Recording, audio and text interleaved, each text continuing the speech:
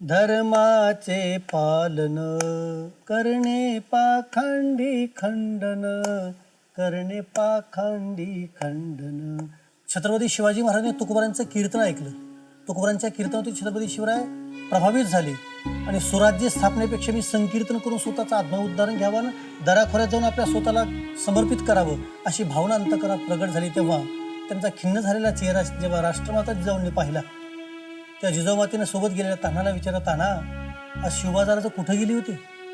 त्याने सांगितलं, रंजनगौरा दर्शनाला जात असताना लोहगावला तुकोबारांचं कीर्तन ऐकलं आणि राजानेही मनोमन ठरवलं की मी आता इथून पुढे परमार्थ करणार. ती रात्र निघून गेली. सकाळी महासाहेबांनी मावळ्याला सोबत घेतला आणि देहू गाव गाठलं. देहून देऊन तुकोबारांचं दर्शन घेतलं. तुकोबारांना प्रणिपात करायला सांगितलं, महाराज माझी आपल्याला प्रार्थना आहे, आपण शास्त्र सांगताय, त्याला शास्त्राकरता आपण प्रवृत्त करावं अशी आपल्याला विनंती करते. देहूला कीर्तन ऐकण्याकरता छत्रपती शिवाजीराजे गेले. तेव्हा तुकोबारांनी अभंग कीर्तनाकरता निवडला धर्माचे पालन.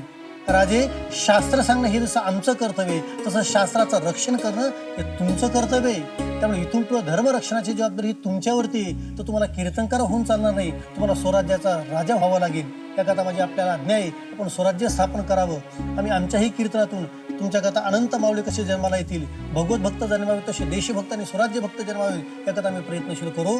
त्याकरता आपण कर्तव्याशी सन्मुख राहा, आज्ञा करतो. असा तुकोबारांनी जे अभंगाचा उपदेश केला तो हा अभंग.